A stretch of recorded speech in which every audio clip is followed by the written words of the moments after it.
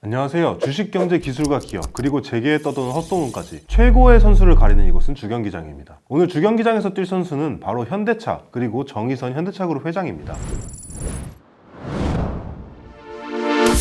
전반전에서는 먼저 현대차의 가장 중요한 현안, 바로 전기차에 대한 얘기를 해보려고 해요. 한동안 마치 전기차의 시대가 올 것처럼 분위기가 달아오르던 때도 있었지만 요즘에는 그런 분위기가 많이 사그라들었죠. 그런 만큼 많은 자동차 회사들 역시 전기차 투자에 살짝 브레이크를 밟고 있습니다. 바로 캐즘 때문이죠. 일시적 수요 둔화 현상이라는 뜻이에요. 하지만 여기서 전기차 투자를 멈추지 않고 뚝심 있게 밀어붙이는 회사가 하나 있습니다. 바로 오늘의 선수 현대차입니다. 이걸 상징적으로 보여주는 사례가 바로 현대차가 울산에 짓고 있는 전기차 신공장이죠. 포드나 GM 같은 글로벌 거대 기업들이 전기차 출시 계획을 슬슬 늦추고 있는 반면 정의선 회장은 이 공장을 두고 앞으로 50년 전동화 시대를 향한 또 다른 시작, 이렇게 기대하고 있어요. 물론 울산 전기차 공장은 하나의 예시일 뿐이고 미국 현지에도 새로 공장을 짓고 엄청난 투자를 계속하고 있죠. 그렇다면 왜 현대차는 다른 완성차 기업들과 달리 전기차 투자에 계속 힘을 쓰고 있는 걸까요? 사실 이 이유와 관련해서는 정의선 회장이 명확하게 답을 제시해주고 있어요. 어차피 전기차 수요는 계속 늘어날 것이니까 운용의 묘를 살려서 해보자. 이게 무슨 뜻이냐면 지금이 어렵다고 멈추면 안 된다. 나중에 전기차 시대가 올 때를 지금 대비해야 한다. 이런 말이겠죠. 저는 이 말을 들었을 때 문득 떠오르는 회사가 있었습니다. 바로 HMM이에요. 아니 갑자기 왜? 이런 의문이 드실 수도 있을 것 같은데요. 이 HMM 주가가 어떻게 떡상했는지를 살펴보려고 해요. HMM 주가 떡상에 가장 커다란 공을 세운 것은 누가 뭐래도 바로 20척의 초대형선입니다. 그런데 재밌는 점은 이 20척의 초대형선은 바로 HMM이 가장 어려웠던 시절에 발주된 배라는 거죠. 지금은 상상이 안 되지만 HMM, 그러니까 현대상선 주가는 2,000원대까지 떨어지기도 했었거든요. 이 시기에 20척의 초대형선을 발주하는 건 정말 큰 모험이었죠. 안 그래도 HMM은 계속해서 적자를 내면서 산업은행이 돈을 퍼부어서 겨우겨우 인공호흡하고 있었는데 이 배를 발주하는 것을 두고 국민의 혈세를 낭비한다면서 비판하던 사람들도 굉장히 많았어요. 하지만 그 20척의 배는 바로 HMM이 흠슬라로 다시 태어나는데 엄청난 역할을 했습니다. 코로나19에 따른 글로벌 해운업계의 역대급 호황이 찾아왔고 이때 딱 그 20척의 초대형선을 인도받은 HMM은 그 배들을 이용해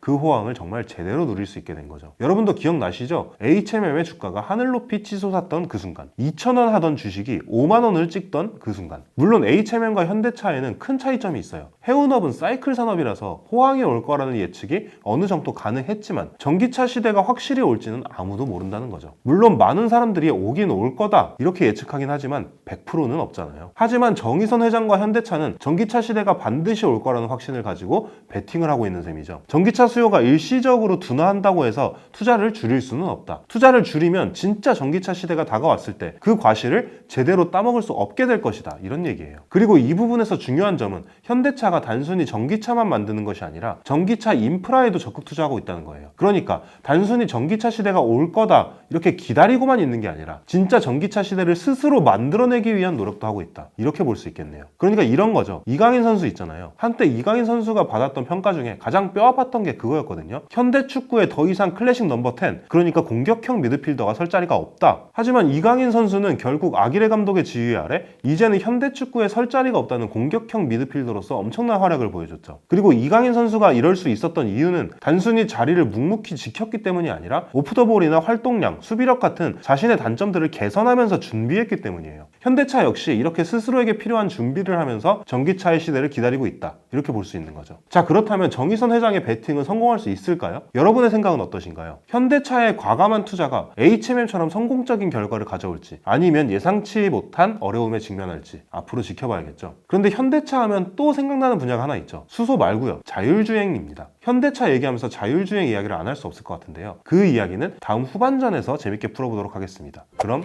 후반전에서 뵙겠습니다.